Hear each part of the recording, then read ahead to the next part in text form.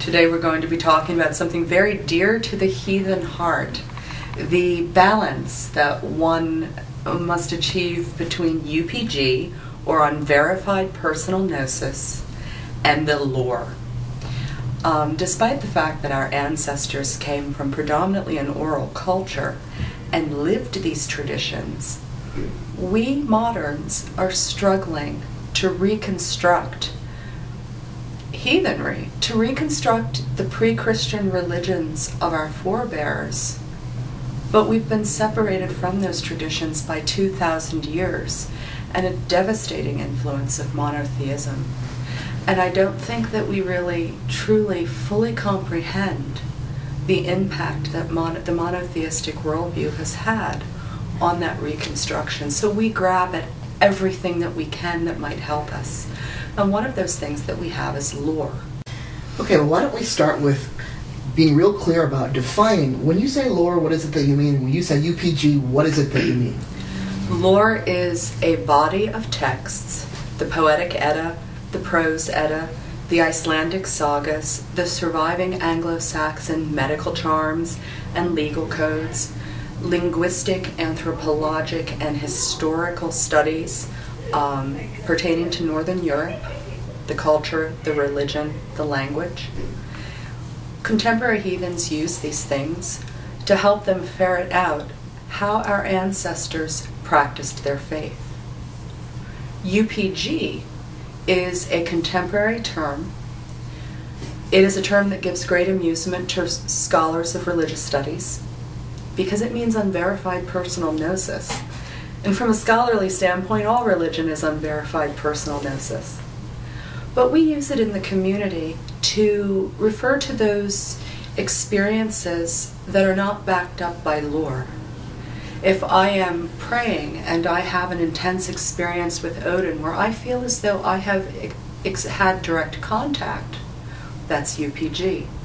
If someone has a devotional relationship with Freya, even the language that I use, devotional relationship, this implies UPG, unverified personal gnosis. And given that so many of us are converts from religions of the book, usually Christianity, we are programmed to want to invest the written word with a certain normative authority. And I think that that can make finding that balance between personal experience and the use of these texts somewhat hairy. The lore as we have it was never intended to be utilized as religious inspiration.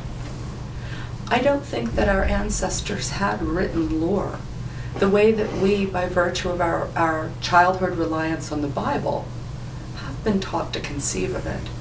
Our ancestors had their traditions. They had their household practices. They had their community practices. Unfortunately, we don't have that. We live in a world that has been separated from its ancestral traditions. The spread of Christianity across Northern Europe was a religious genocide.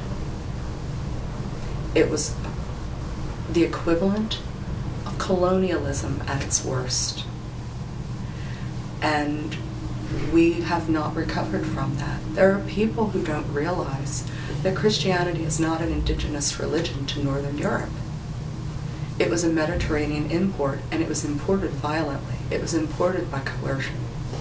And that had a tremendous impact on the fragments that have come down to us. We have to grasp at straws. We want to know how our ancestors did it. But they had the advantage. They lived these traditions. These traditions evolved organically, generation after generation. I'm doing this because this is what my mother taught me, and this is what she learned from her grandmother. And let's all honor the holy powers together. Let's pour out offerings to the Vaitir.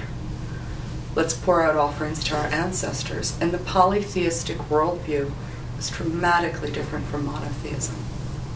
And I think that struggling to find balance between lore and personal experience is our way of struggling to reconnect with that polytheistic Weltanschauung.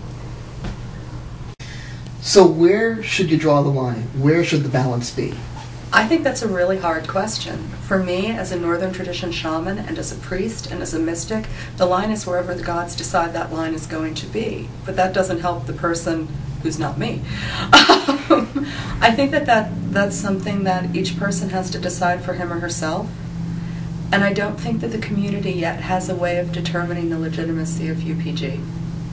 I think that this is something that perhaps we will have to pool our knowledge and our experience with Celtic recons, with Hellenics, with Roman recons. I think that all of us who are trying to restore our ancestral traditions need to talk.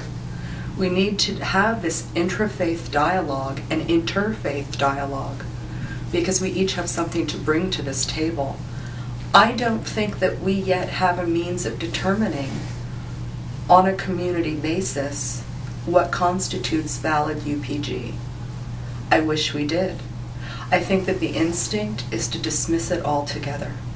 And that's unfortunate, because UPG is what keeps a faith alive.